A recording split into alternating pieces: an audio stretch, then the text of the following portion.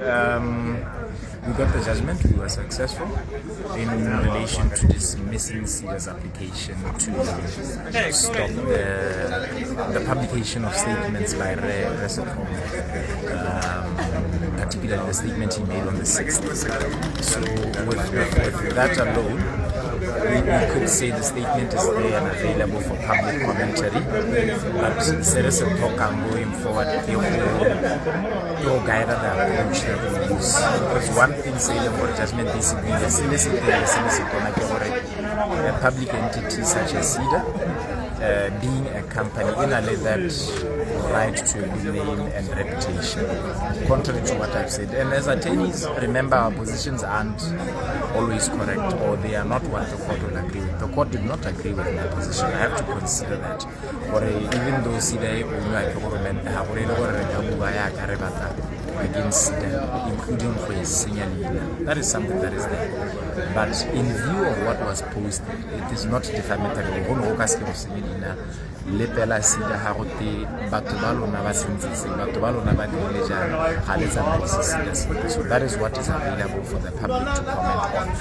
And so going forward for Tshwanelang's posts as our clients, we are predominantly going to give other people an opportunity to comment before the statements are made, because at the end of the day, the overall objective is simple: to allow the public to know how their assets are being used, not to gag anyone and neither to abuse any other party's rights. So, and at least we are guaranteed on the fact that he's not under any interdict, he is not gagged by any order, and he's free to express himself, obviously within the confines of what the laws on other people's good name and reputation entail. But it was never in doubt. We were never scared about discharging this application. Okay, if you don't mind me asking, not necessarily to censor. Not necessarily to censor. The discourse of rights, as you had in court, about the intersection between freedom of expression versus your right to dignity is not very difficult. It's a balancing exercise in such a way that law and out who comment on an issue public interest, it's a fair comment, etc. At the end of the day, it doesn't violate your rights in that regard. I don't think it's wrong for you to say I am corrupt, provided there is sufficient material for you to back that up. So I wouldn't say we will censor him. I would rather say we would possibly advise that every statement that we make has a basis, and ideally the person against whom has had the opportunity to comment. Because you guys are doing a very good job. Everyone in the media, the protesters, the youth, Tshwanelang, you're doing a very good job. And it would be very unfortunate to dilute such a good job by these constant diversions where now someone is saying, you defamed me, you violated my dignity, etc. When we could actually be focusing on the core issue. Was this public entity maladministrated? Was there corruption? So it's not necessarily to censor, it's just to make sure that what you take out there is adequate enough to serve the function and the purpose that you want. What does this also mean, the lawsuit that was when against your client? Do they hold water?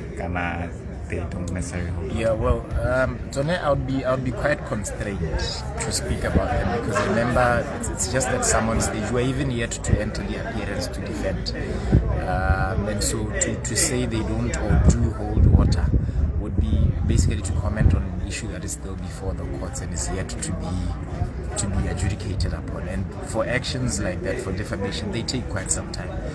5 to 10 years where we're still going back and forth until we get a determination.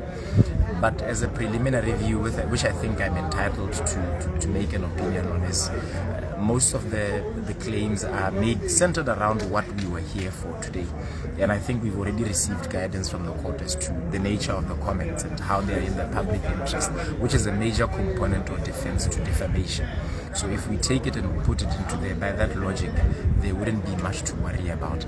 And also looking at the quantum of damages that have been claimed, 7 million, 5 million, 3 million, or something like that. not in this jurisdiction. That is just a ridiculous figure. You can't sustain such a claim. Hardly. I think you'd have to have suffered some serious amount of damage for that. Now, in light of the damage, I mean the comments and the judgment of the court, I don't think that it goes anywhere near 300,000. But like I've said inside, our idea with claims like this is not to continue fighting, to encourage fighting. It's really to bring them as close to each other as possible. So we will defend, we will oppose, but we will also encourage a situation where these people say, well, this is where I was done wrong. So this is why we did it. How can we meet each other halfway so that the overall objective is achieved at the end of the day? It is not only in the interest of the youth and of Mr. Tshwanelang for the clarity to be given.